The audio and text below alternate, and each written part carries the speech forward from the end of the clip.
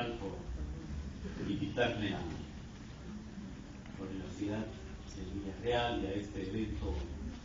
Me entusiasma ver tantos jóvenes investigadores de la historia, y espero tener una reacción de preguntas y comentarios críticos, sobre todo a lo que les voy a presentar.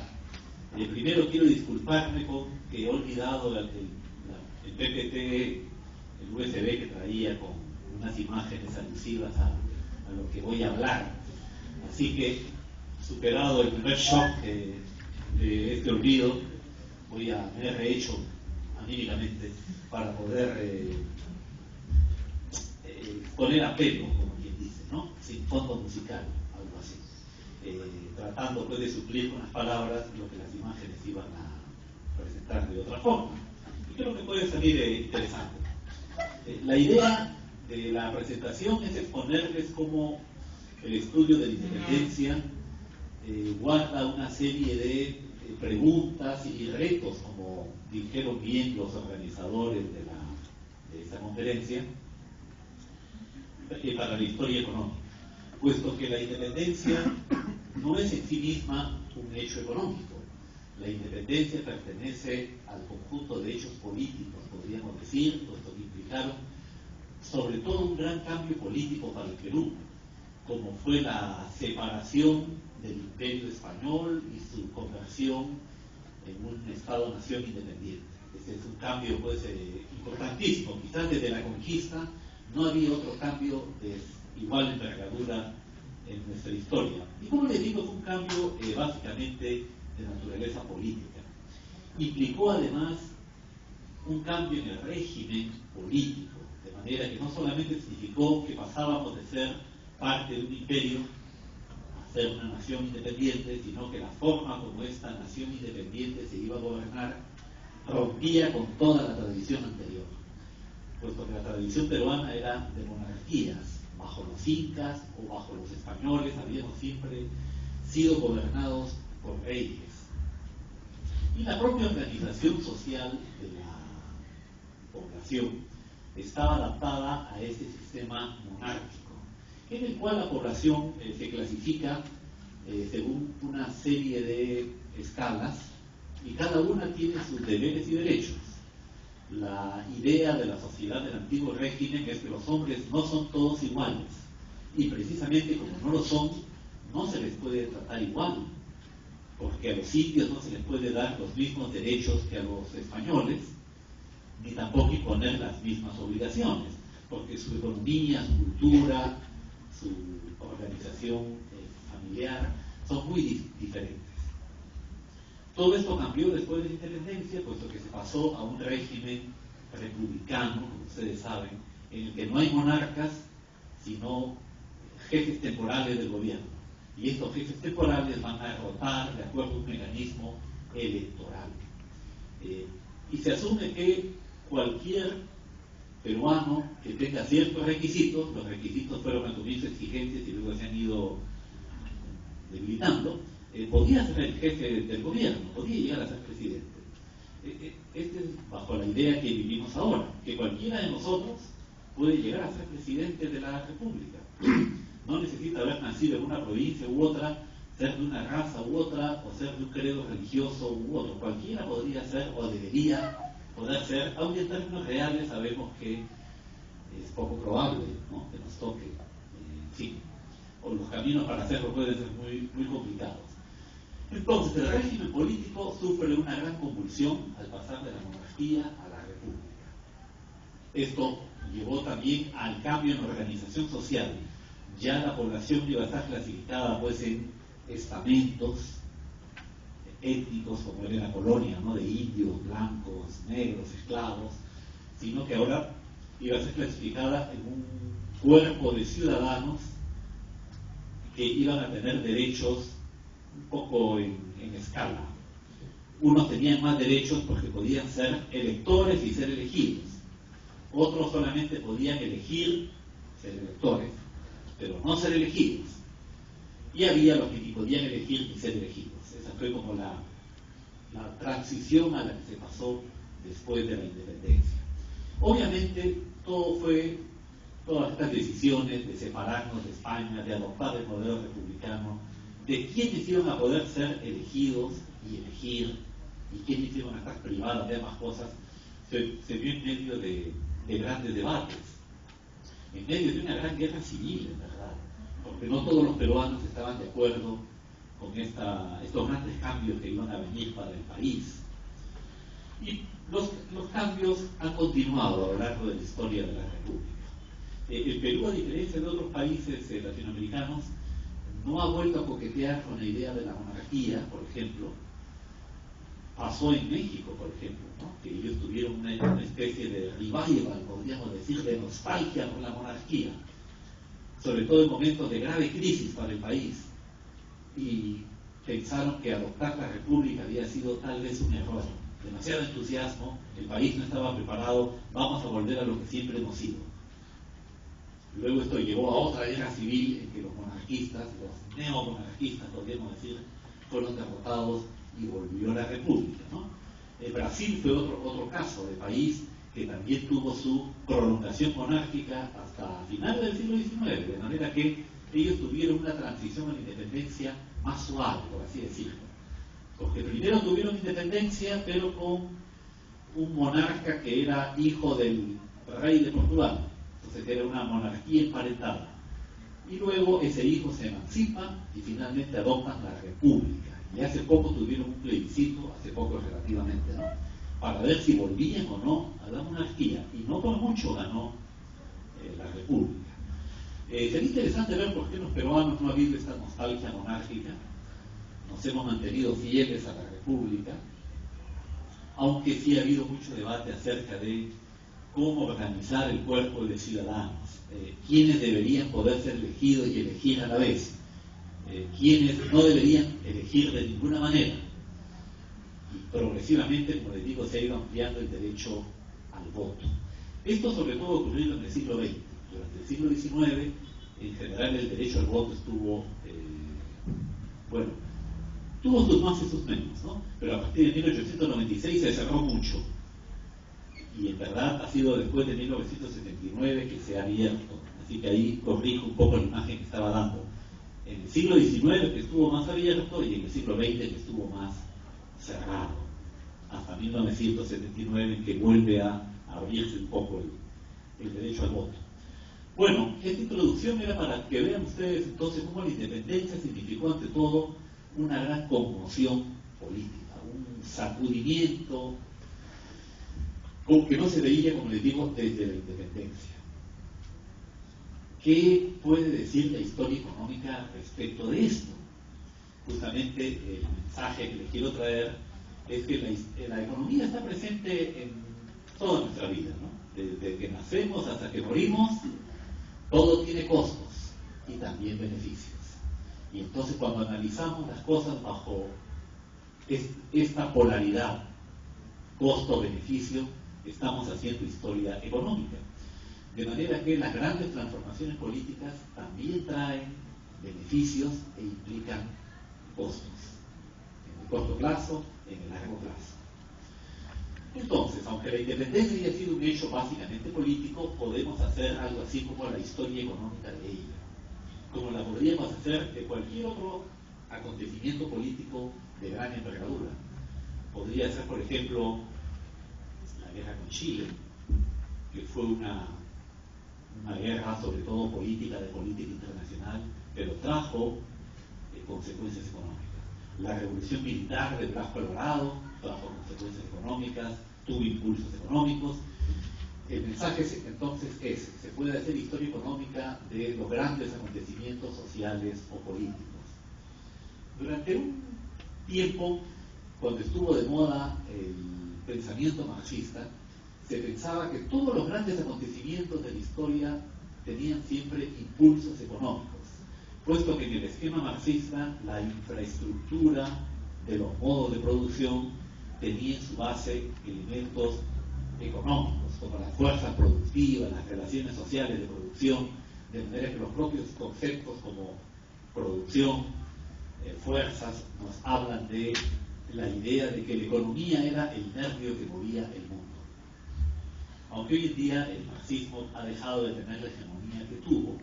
Por experiencia, como les digo, cotidiana, sabemos que los intereses económicos suelen estar siempre presentes, de manera que en el caso de la independencia también hubo intereses económicos que estaban en medio de las pugnas que había acerca de las decisiones que debían los peruanos adoptar.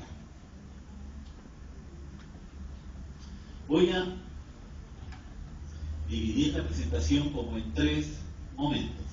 El primero, hasta qué punto está presente la economía en el impulso a la independencia, lo que podríamos decir causas o móviles de la independencia. El segundo tema es cuáles son los costos de la independencia.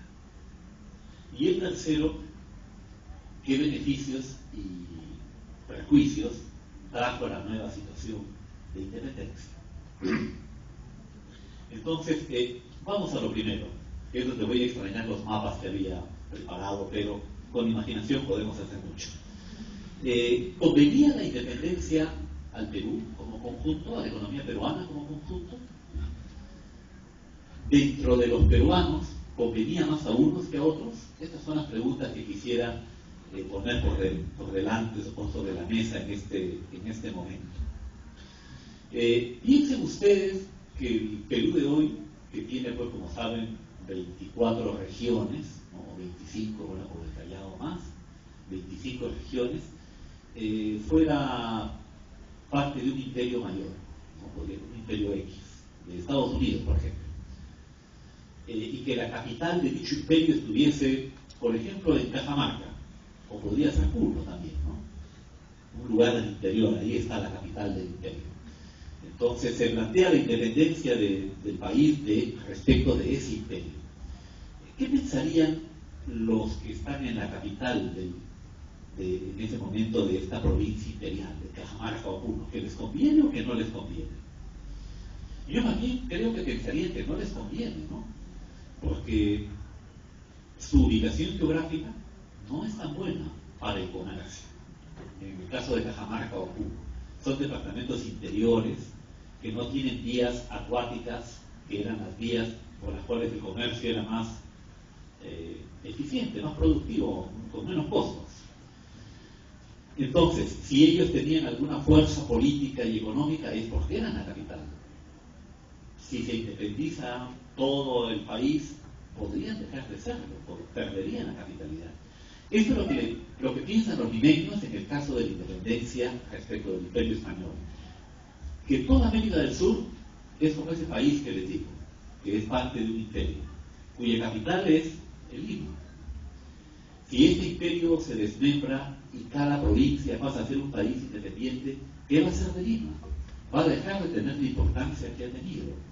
Y su ubicación frente al comercio, fíjense ustedes, es como la de Cajamarca o Puno que les ponía en mi ejemplo. No es tan buena, porque el Perú le da la espalda a lo más importante del mercado mundial de ese entonces, que era el continente europeo. El continente europeo era el gran mercado del mundo, sobre todo el norte de Europa. Mientras más cerca estaba del norte de Europa, tus posibilidades de éxito eran superiores. ¿Por qué se ha desarrollado tanto los Estados Unidos? Y sobre todo la costa que da el Atlántico, la de Nueva York. Porque está al frente de Europa. No hay milagros ahí, hay explicaciones lógicas. Entonces, los países que estaban hacia el lado del Atlántico tenían mejores perspectivas comerciales. En el caso, por ejemplo, de las islas del Caribe, por supuesto, de Cuba, Puerto Rico, también de México, porque México tiene una costa al Atlántico y tiene la suerte que el Perú no de tener también una costa al Pacífico. Así que, o por andas o por mangas, sale bien parado México. Le podría haber ido mucho mejor de lo que le ha ido, de haber tenido, en fin, vericuetos de su historia. Los Estados Unidos, como les digo, aprovecharon bien su ubicación geográfica frente al gran mercado del mundo. Los peruanos, que estábamos en la costa equivocada del continente, lado del Pacífico, entonces no teníamos motivo para aplaudir la independencia. En verdad, los españoles habían puesto la ciudad principal, Lima, sobre el Océano Pacífico, por la idea de poner la capital en el punto más extremo. Es como si yo voy a conquistar un territorio nuevo y quiero consolidar mi dominio en ese territorio nuevo. No haré bien en poner la capital en el inicio del territorio nuevo. La voy a poner en el punto más alejado, justamente para consolidar mi presencia en el meollo de ese territorio. Y así hicieron los españoles, ¿no? No pusieron la capital en Cartagena de India, que habría sido lo lógico, ¿no? Porque está sobre el Atlántico y está en Sudamérica. Ellos querían ponerla lo más adentro posible, en Lima, por ejemplo. Incluso se plantearon si el Cusco, pero pensaron que convenía estar al lado del mar por si acaso, por si los incas contraatacaban y había que salir corriendo. Entonces nuestra ubicación, como les digo, era mala para el comercio mundial, porque para salir al mercado europeo teníamos que darle o la vuelta al extremo sur sudamericano, la ruta por el Cabo de Hornos, o ir a Panamá y cruzar el estrecho, lo que suponía descargar el barco, caminar con la carga a la otra costa y volver a cargar el barco. Demasiado costo. ¿Quiénes iban a salir beneficiados con la independencia? Lo que hoy es Argentina, Uruguay, Brasil. No por casualidad los países que han estado delantera en el desarrollo económico. Porque ellos iban a ser beneficiarios de esto. Yo hasta ahora me pregunto por qué nos dejamos convencer por los argentinos, por los colombianos, por los venezolanos, que eran los que iban a cobrar el beneficio de la independencia, pero no nosotros.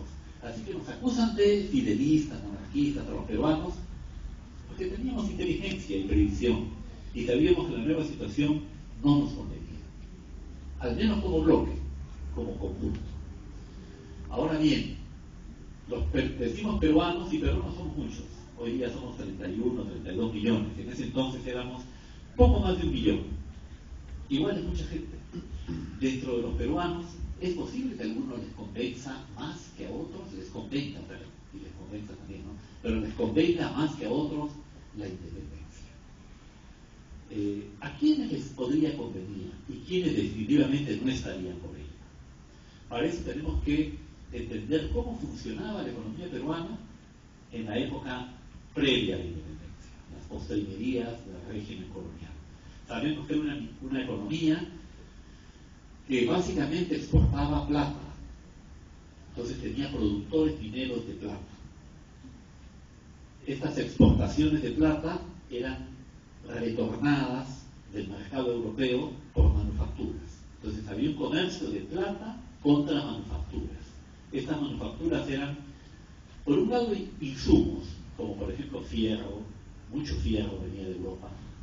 Toda la producción de fierro, ferretería le llamaban en esa época, venía de Europa. No teníamos producción de hierro en el Perú. Y venían luego insumos como el papel, por ejemplo, que tampoco tenía producción interna, maderas. La madera peruana está en la Amazonía, y la Amazonía no era parte del Perú en ese momento, así que no teníamos madera. De manera que estos elementos para la construcción venían de Europa, y también venía ropa, claro, la Bretaña, por ejemplo, que como su mismo nombre indica, venía de Inglaterra. Y tejidos en general españoles, y venían libros, y muebles, vajilla, loza.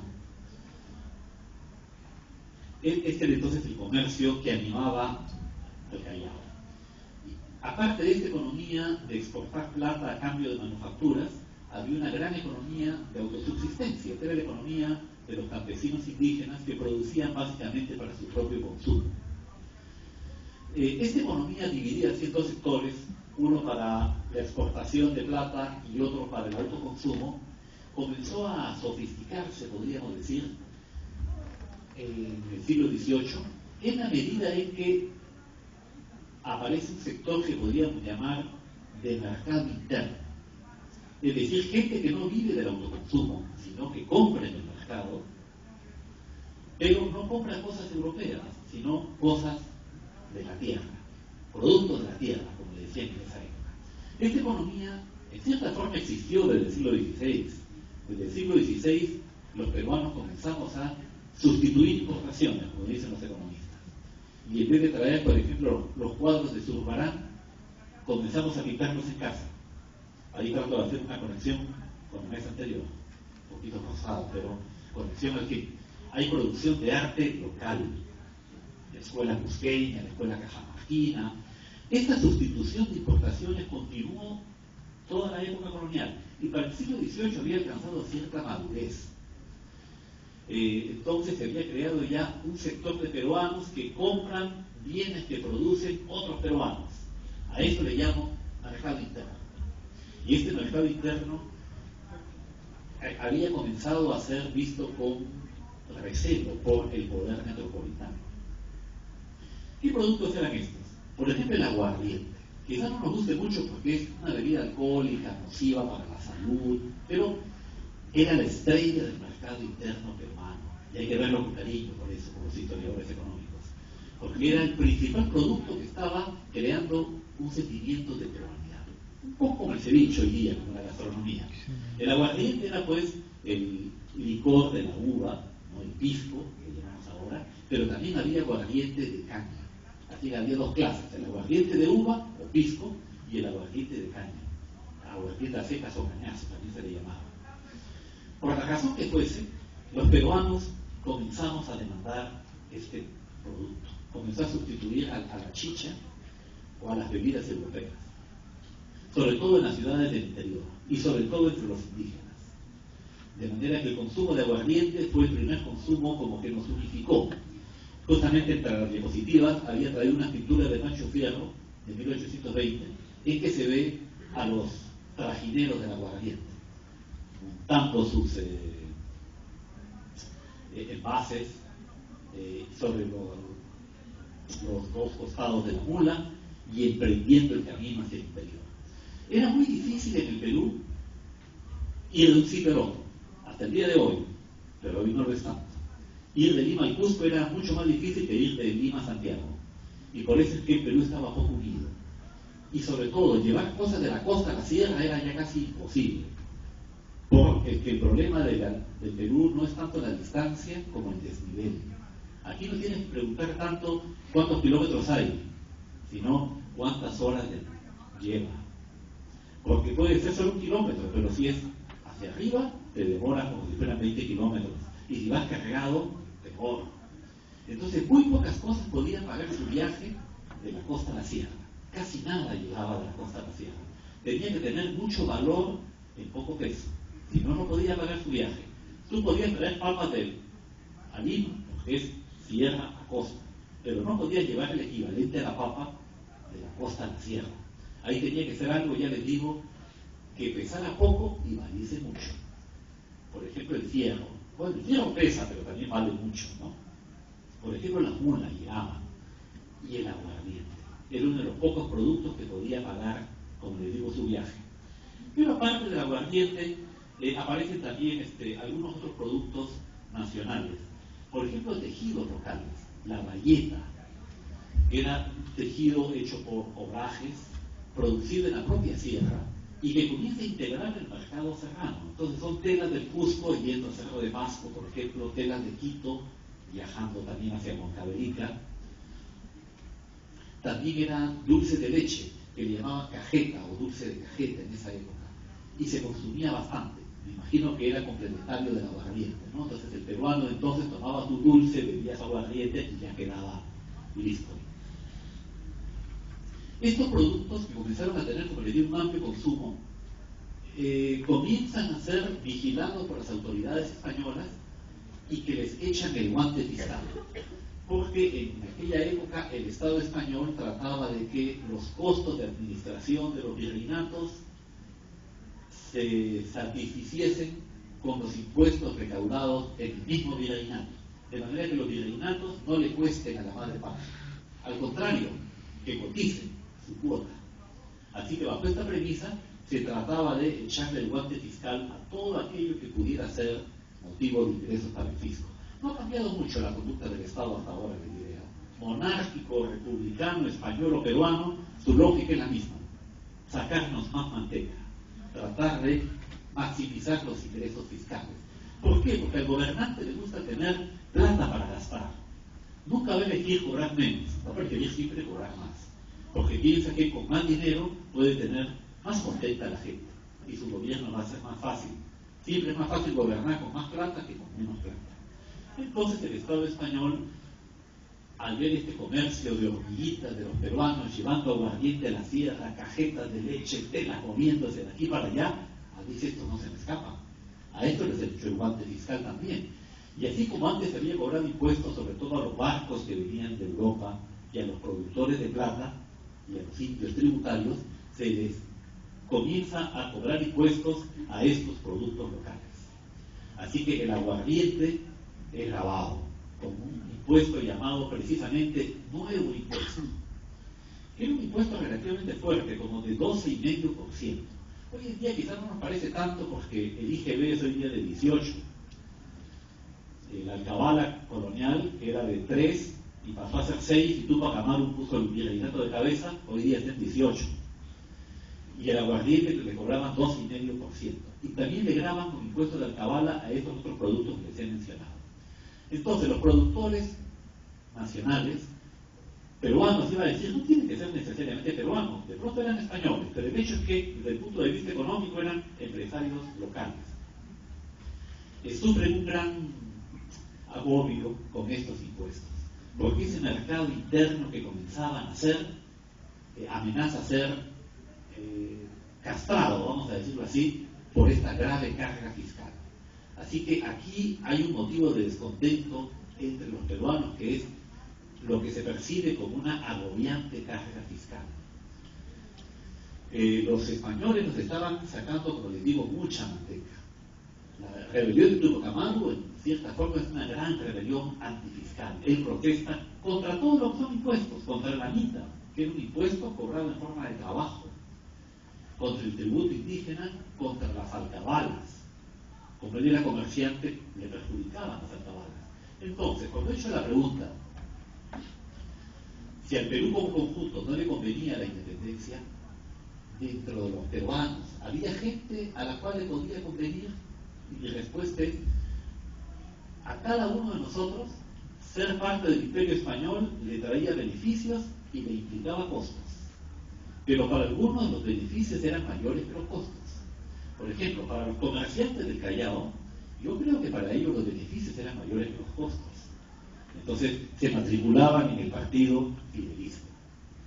Pero para estos productores de aguardiente, de tabaco, de cajetas de leche, de telas bastas, tal vez el resultado de esa aritmética de beneficios contra costos de ser español les salía deficitario, o sea que los costos eran mayores que el beneficio. Ellos debían estar listos para matricularse en el partido patriota o independentista. Por eso es que las guerras de la independencia fueron eso, fueron guerras, porque no había un consenso acerca de si nos convenía a todos. Y los que les convenía querían independencia, y los que no les convenía se oponían a ella, y fue una guerra civil la que tuvo que zanjar esta disputa. Así que vamos al segundo tema, el segundo capítulo que les dije, los costos de la independencia. Una vez, digamos, tomado una decisión, que puede ser: vamos a favor de la independencia, vamos a luchar por la independencia, aplicar la decisión tiene costos. Aplicar una reforma tiene siempre costos, nunca es gratis. Y el problema es que cuando uno inicia la reforma, nunca vas a ver cuánto va a costar. Es como que metes en una guerra, no sabes cómo va a terminar y cuántos costos te va a traer. Para algunos países latinoamericanos, la independencia tuvo poco costo, en el sentido de que ni implicó mucha pérdida de vidas humanas ni de recursos económicos. Por ejemplo, Chile, diría, es un país que no tuvo mucho costo.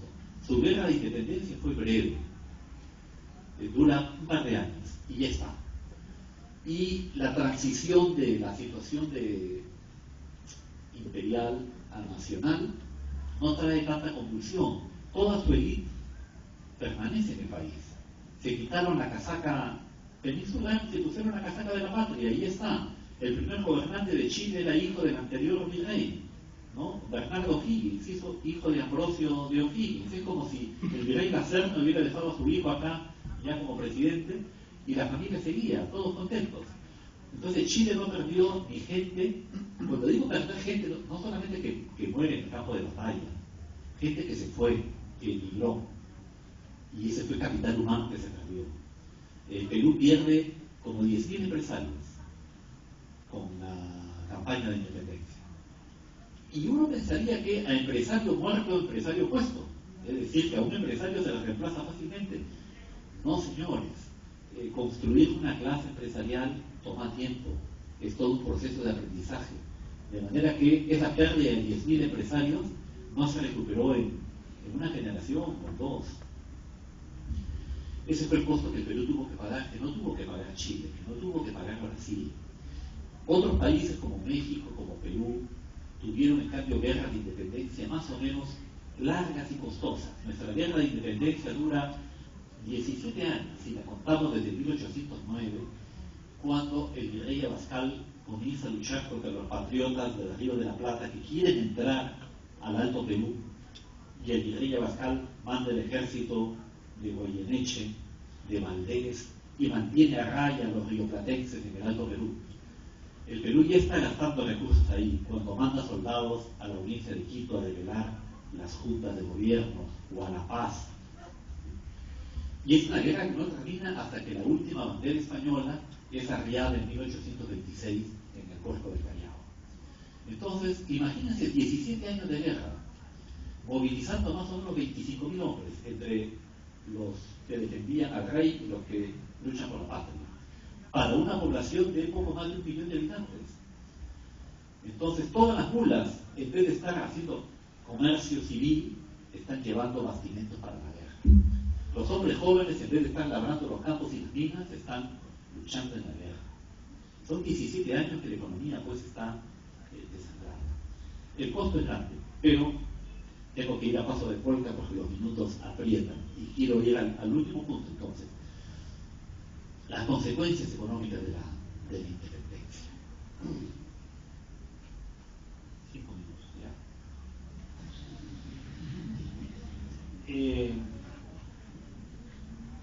Bueno, la independencia trajo,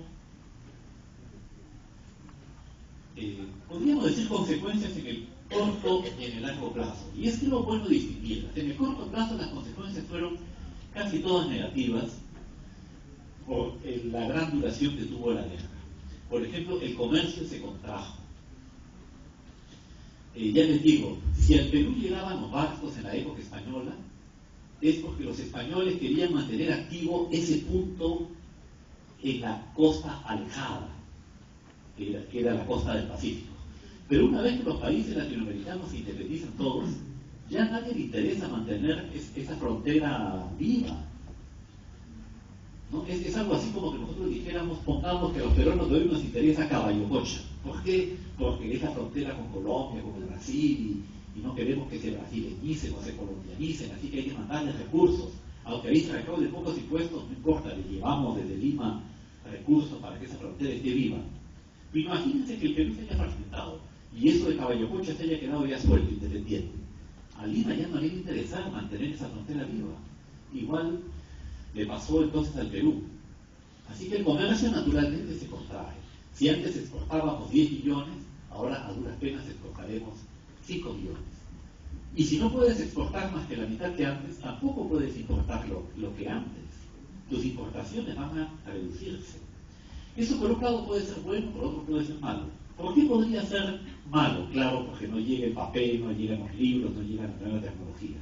Es como que los peruanos ya no nos llegaran televisores de plasma, ni computadoras, ni automóviles, ni todo lo que se construye en el exterior. Diríamos que desgracia, ¿no? Tendríamos que caminar a pie, o ir en bicicleta, y escribir a mano. No nos llegarían los libros de los grandes historiadores del mundo. Pero algunos de ustedes podrían pensar mejor, porque construiríamos nuestros propios vehículos y escribiríamos nuestros propios libros y fabricaríamos nuestros propios televisores. Ese es el lado bueno que tiene la desconexión comercial, que hay un incentivo a producir por ti mismo lo que antes traías de fuera.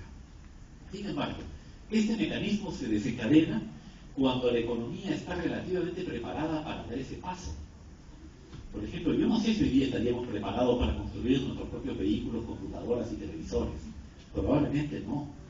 Y simplemente nos quedaríamos pues haciendo cuentas con el ábaco y escribiendo a mano. Es decir, procederíamos como 200 años. En cambio, cuando la economía ya está en un estado intermedio, ya se puede plantear el reto de fabricar las cosas por sí misma. Hay un fragmento de Peregrinaciones de una paria de Flora Tristán que yo les recomiendo leer o releer, en el que ella discute con el entonces coronel San Román acerca de cuál es la política económica adecuada para el Perú de 1833 o 34, que es el año en el que Flora Tristán está acá. Y entonces el coronel San Román le dice: vamos a dejar de comerciar con Europa para fabricar nosotros mismos las cosas. Es la manera de progresar, la manera como lo ha hecho Inglaterra. Y Flora Tristán le dice: se equivoca usted, coronel. Los obreros no se forman como los soldados, ni las fábricas como los cuarteles. Lo que se necesita es más comercio con Europa para que eso genere, Flora Tristán dice, excitar el deseo de emulación. O sea, querer ser como los europeos nos lleva entonces a querer consumir lo que ellos consumen. Y una vez que existe este apetito de consumo, van a aparecer artesanos. Y una vez que tengan bastantes artesanos calificados, van a poder comenzar a fabricar las cosas por vosotros mismos. Pero si en este momento simplemente se desconectan de Europa, lo que les espera no es el progreso, sino el atraso. Así que las doctrinas de política económica tienen su momento, ¿no? No se pueden aplicar a cualquier lugar, en cualquier momento. En ese sentido, la desconexión que el Perú tuvo de la economía europea no llegó en un buen momento. Y por eso va a traer perjuicios, yo creo, en el largo plazo. De otro lado, hay una contracción de la recaudación tributaria. El Estado peruano republicano, paradójicamente, no puede cobrar los impuestos que cobraba el Estado monárquico español. Uno diría que mientras más popular es el rey, más impuestos puede recaudar. Entonces se entendería que el presidente de la República es más popular que el rey de España, porque para empezar tenían las fuerzas militares y sometían a los indios, como en el caso de Tupac Amaru, ¿no? En cambio, después de la independencia, el Estado ya no tiene esa capacidad. Así que el español, que ahora es un criollo, sabe que está solito. Él no va a poder llamar al presidente de la República y decir: oye, me están atacando, vengo tus fuerzas. No van a llegar esas fuerzas. Entonces mejor se las entiende bien con los indios. Y esto le da a los indios una capacidad de negociación superior. Por ejemplo, las minas de mercurio de Huancavelica las toman los trabajadores indios cuando los españoles se van. Después de la independencia, el Estado republicano quiso recuperar esas minas, dándoselas a un empresario moderno, a empresas extranjeras, para lo cual tenía que desalojar a los indios. No pudo hacerlo. Hasta 1901 el Estado no puede desalojar a los indios de Huancavelica. Ellos han tomado las minas de Huancavelica, ellos producen, ellos venden el mercurio en Cerro de Pasco con sus llamas. Ellos agradecen la independencia. Muchas gracias.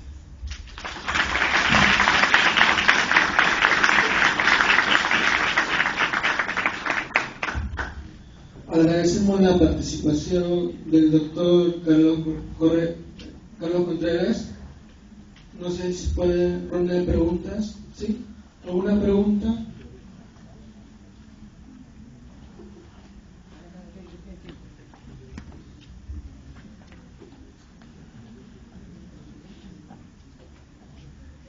Buenas tardes, profesor. Bueno, con respecto a la exposición, se me ha quedado la idea sobre el empresario, ¿no? Que el empresario no se forma de la noche a la mañana, sino necesita un tiempo.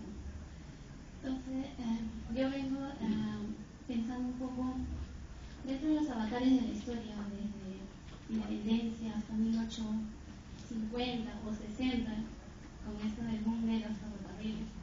Se puede decir que durante este tiempo el empresario aprendió de la condición que le daba la época y el contexto, y por ende no podría decirse o hablarse de un grupo sea, que no hubo un grupo dirigente, o no hubo, entre comillas, burguesía o una clase empresarial tildada de repente de incapaz, de que no estaban hechos para dirigir un país en ese momento.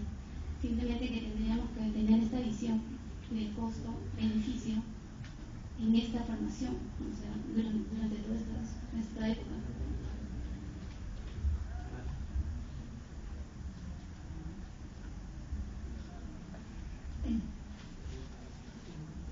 ¿Vamos mangas o una sola? Bueno, gracias Claudia, ¿no?, por tu pregunta. Les dije que efectivamente se perdió una clase empresarial con la emigración de los peninsulares, porque ellos eran los que en la época anterior habían monopolizado de cierta forma la conducción de las empresas mineras, comerciales y agrarias. Pero toma más o menos una generación recuperar una clase empresarial. Creo que esto empieza a pasar más o menos 25 o 30 años después, que es el lapso que dura una generación. Por ejemplo, algunos peruanos, la independencia los sorprendió en el extranjero, estudiando. Es el caso, por ejemplo, de Mariano de Rivero, de Francisco Quirós, quienes tuvieron el coraje, el valor, o la, no sé, podríamos decir también la candidez de regresar al Perú, ¿no? Hicieron el camino inverso a lo que los peruanos hacen ahora, ¿no? En vez de irse a Europa, ellos vinieron de Europa. Y tratan de emprender negocios, no les va bien al comienzo, ¿no? Por ejemplo, Rivero y Quirós, para mí es un ejemplo de gente que, siendo capaz, fracasó en la minería, no porque ellos eran malos, es porque todo el marco institucional del país estaba fallado en ese momento, era fallido.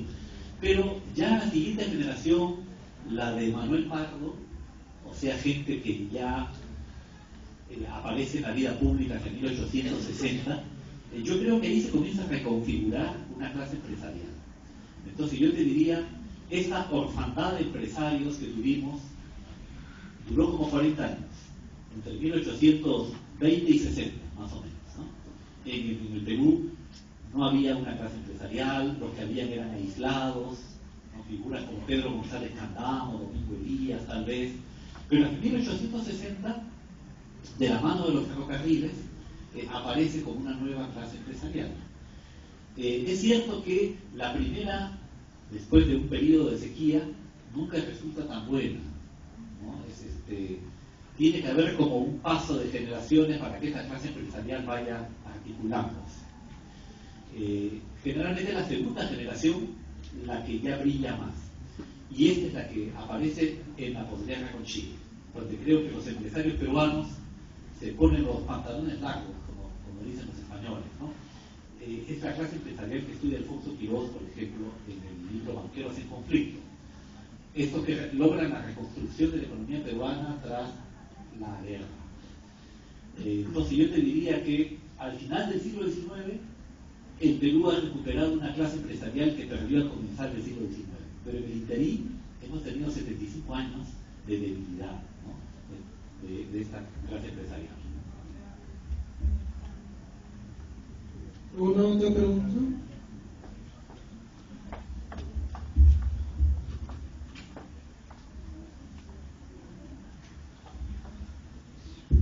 Buenas tardes.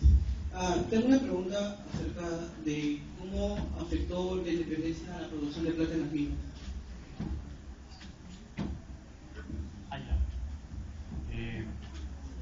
Bueno, la afecta de varias maneras. Por un lado, la afecta por el lado de provisión de los insumos. Yo diría que ese es el lado quizás más grave, porque los productores mineros, como cualquier productor, requieren de medios de producción, de insumos, ¿no? En el caso de un productor minero, necesita, por ejemplo, barretas de fierro para remover los minerales. Tengan en cuenta que en el Perú la plata nunca está en forma pura. O sea, tú nunca encuentras en una mina plata y solamente la sacas y te la llevas. tienes que producir a partir de los minerales que extraes. Es una característica de los minerales peruanos. En otros países del mundo la plata o el oro se encuentra en forma cristalizada, creo que le llaman los metalurgistas. Entonces básicamente lo tienes que desprender y punto. Pero aquí no. Aquí la plata está en forma de óxido, ¿no? Entonces tienes que hacer un proceso de beneficio. Y eso se hace con mercurio, se hace con sal, se hace con maquinaria. Por ejemplo, tienes que moler el mineral para que el mercurio pueda absorber la plata. Entonces necesitas ingenios de molienda. ¿Con qué se mueve el ingenio? Puede ser con agua o puede ser con mulas. Entonces necesitas mulas, necesitas pólvora para remover las piedras de los socavones. ¿Quién proveía estos ingredientes antes de la independencia? Respondo, el Estado colonial, que en los centros mineros tenía lo que llamaban la caja real. Claro, la caja real era una oficina de la SUNAT que cobra impuestos, pero por un lado cobran impuestos, en la otra puerta venden insumos a los mineros, porque saben ellos que si los mineros no producen, los impuestos no se pagan. Entonces por una puerta cobran impuestos y por otra puerta venden insumos. Y no le venden insumos más que los mineros que pagan sus impuestos, y de esa manera se controlaba el circuito. Con la independencia esto colapsa, pues, porque el Estado va a desmantelar los impuestos del Estado republicano. No cobra impuestos a los mineros. Si no les cobra impuestos, tampoco les tiene que vender insumos. Y entonces, ¿quién les provee a los mineros ahora de mulas, de pólvora, de azogue, de trabajadores? Claro, el Estado dice, bueno, hay una cosa que han descubierto los ingleses que se llama mercado. Quiere decir que cuando hay demanda, hay oferta. Había un economista francés, Bautista Say, muy chistoso, ¿no?, que decía, la demanda crea su oferta y la oferta crea su demanda. La economía es como automática, algo así como que tú le das un empujón y solita ya te está moviendo. Pero los peruanos aprendimos que Say estaba equivocado. Mucho antes que Keynes aprendimos que esa idea de que la oferta crea su demanda y la demanda su oferta no es real. De manera que, aunque la demanda existía, la de los mineros, la de los empresarios mineros, los comerciantes como que no escuchaban la demanda, ¿no? ¿Por qué? Porque los riesgos de proveer a los empresarios mineros eran muy grandes. El Estado español lo hacía porque se podía asegurar de que ellos iban a pagar los insumos, porque el Estado los controlaba, ¿no? O sea, es como que el gobierno los controlaba. Pero el comerciante no es el gobierno, no tiene la capacidad del gobierno. Entonces, el circuito de financiamiento de los empresarios mineros, de provisión de trabajo, de provisión de insumos quedó desmantelado. Y la economía minera es una de las que primero sufre las consecuencias de la independencia.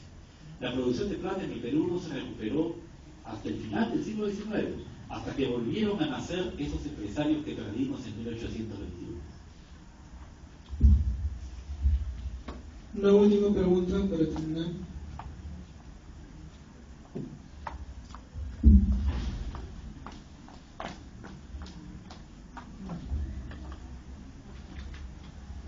Doctor, pareciera que es Adam Smith el que habla de la mano invisible y de ahí parte todo, que la oferta crea su demanda, la demanda crea su oferta. Esto es Adam Smith y tenía razón, porque si es que hay necesidad de barretas, alguien las va a construir.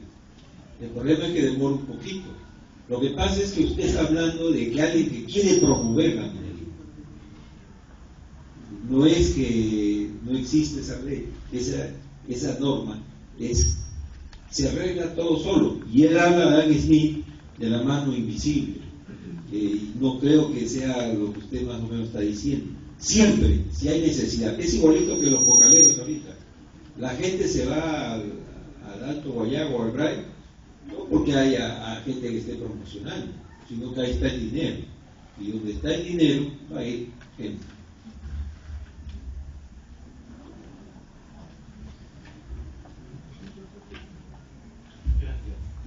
Gracias, amigo, por su comentario. Bueno, Say es el que dijo esto de la ley de Say, dice eso, ¿no? Que que toda oferta crea su demanda. Probablemente Adam Smith, que escribe, claro, como 30 años antes, lo dijo con otras palabras, puede ser, no lo voy a discutir, dijo aquello de la mano invisible. Sin embargo, los franceses eran más leídos que los ingleses aquí en el Perú, ¿no? La economía política británica entra en francés a América Latina. Entonces se leía más a Say que a Smith. Pero por otro lado, yo sí discutiría esta idea que usted considera cierta, ¿no? Puede existir la demanda y la oferta no reaccionar, por muchas razones, ¿no? Por ejemplo, porque no hay seguridad. Entonces yo digo, por ejemplo, hay gente que necesita casas.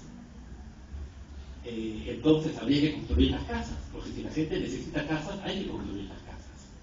Pero si yo, por ejemplo, soy constructor de casas, pero no tengo seguridad de que aquellos a quienes les entrego las casas me las van a pagar, entonces mejor me dedico a otra cosa, ¿no? Me dedico al comercio, me dedico a prestarle al Estado. Entonces existía la demanda de azogue, de los insumos mineros. ¿Por qué el comercio no atendía esa demanda? Porque no tenían la seguridad de que los empresarios mineros les iban a pagar. Entonces hay problemas institucionales que tienen que resolverse antes de que el mundo de la economía de mercado pueda brillar, ¿no? Es como que está la chispa, está el combustible, pero falta el oxígeno. Si no hay oxígeno, no prende.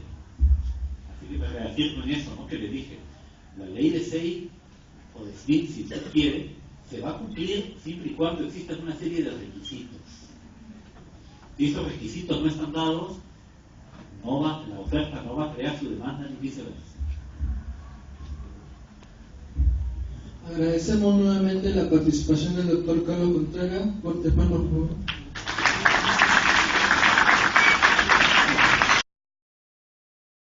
Con estos grandes cambios que iban a venir para el país. Y los cambios han continuado a lo largo de la historia de la República. El Perú, a diferencia de otros países latinoamericanos, no ha vuelto a coquetear con la idea de la monarquía, por ejemplo. Pasó en México, por ejemplo, ¿no? Que ellos tuvieron una especie de revival, podríamos decir, de nostalgia por la monarquía, sobre todo en momentos de grave crisis para el país, y pensaron que adoptar la república había sido tal vez un error. Demasiado entusiasmo, el país no estaba preparado, vamos a volver a lo que siempre hemos sido. Luego esto llevó a otra guerra civil en que los monarquistas, los neomonarquistas, podríamos decir, fueron derrotados y volvió la república, ¿no? Brasil fue otro caso de país que también tuvo su prolongación monárquica hasta finales del siglo XIX, de manera que ellos tuvieron una transición a la independencia más suave, por así decirlo. Porque primero tuvieron independencia, pero con un monarca que era hijo del rey de Portugal. Entonces era una monarquía emparentada. Y luego ese hijo se emancipa y finalmente adoptan la república. Y hace poco tuvieron un plebiscito, hace poco relativamente, ¿no? Para ver si volvían, o es poco probable, ¿no? Que nos toque, en fin. O los caminos para hacerlo pueden ser muy, muy complicados. Entonces el régimen político sufre una gran convulsión al pasar de la monarquía a la república. Esto llevó también al cambio en la organización social. Ya la población iba a estar clasificada pues en estamentos étnicos, como era la colonia, ¿no? De indios, blancos, negros, esclavos, sino que ahora iba a ser clasificada en un cuerpo de ciudadanos que iban a tener derechos un poco en escala. Unos tenían más derechos porque podían ser electores y ser elegidos. Otros solamente podían elegir ser electores, pero no ser elegidos. Y había los que ni podían elegir ni ser elegidos. Esa fue como la transición a la que se pasó después de la independencia. Obviamente todas estas decisiones de separarnos de España, de adoptar el modelo republicano, de quiénes iban a poder ser elegidos y elegir, y quiénes iban a estar privados de ambas cosas, se vio en medio de grandes debates, en medio de una gran guerra civil, en verdad, porque no todos los peruanos estaban de acuerdo, y cada una tiene sus deberes y derechos. La idea de la sociedad del antiguo régimen es que los hombres no son todos iguales, Y precisamente como no lo son, no se les puede tratar igual, porque a los indios no se les puede dar los mismos derechos que a los españoles, ni tampoco imponer las mismas obligaciones, porque su economía, su cultura, su organización familiar son muy diferentes. Todo esto cambió después de la independencia, puesto que se pasó a un régimen republicano, como ustedes saben, en el que no hay monarcas, sino jefes temporales del gobierno. Y estos jefes temporales van a rotar de acuerdo a un mecanismo electoral. Y se asume que cualquier peruano que tenga ciertos requisitos, los requisitos fueron al comienzo exigentes y luego se han ido debilitando, podía ser el jefe del gobierno, podía llegar a ser presidente. Este es bajo la idea que vivimos ahora, que cualquiera de nosotros puede llegar a ser presidente de la República. No necesita haber nacido en una provincia u otra, ser de una raza u otra, o ser de un credo religioso u otro. Cualquiera podría ser o debería poder ser, aunque en términos reales sabemos que no, puesto que la independencia no es en sí misma un hecho económico. La independencia pertenece al conjunto de hechos políticos, podríamos decir, puesto que implicaron sobre todo un gran cambio político para el Perú, como fue la separación del Imperio Español y su conversión en un Estado-nación independiente. Ese es un cambio pues, importantísimo. Quizás desde la conquista no había otro cambio de igual envergadura en nuestra historia. Y como les digo, fue un cambio básicamente de naturaleza política. Implicó además un cambio en el régimen político, de manera que no solamente significó que pasábamos de ser parte de un imperio a ser una nación independiente, sino que la forma como esta nación independiente se iba a gobernar rompía con toda la tradición anterior, puesto que la tradición peruana era de monarquías. Bajo los incas o bajo los españoles habíamos siempre sido gobernados por reyes. Y la propia organización social de la población estaba adaptada a este sistema monárquico, en el cual la población se clasifica según una serie de escalas. Internacional por invitarme a la Universidad de Villarreal y a este evento. Me entusiasma ver tantos jóvenes investigadores de la historia, y espero tener una reacción de preguntas y comentarios críticos, sobre todo a lo que les voy a presentar. Primero quiero disculparme con que he olvidado el PPT, el USB que traía con unas imágenes alusivas a lo que voy a hablar. Así que, superado el primer shock de este olvido, me he rehecho anímicamente para poder poner a pelo, como quien dice, ¿no? Sin fondo musical, algo así. Tratando pues de suplir con las palabras lo que las imágenes iban a presentar de otra forma. Y creo que puede salir interesante. La idea de la presentación es exponerles cómo el estudio de la independencia guarda una serie de preguntas y retos, como dijeron bien los organizadores de esta conferencia, para la historia económica.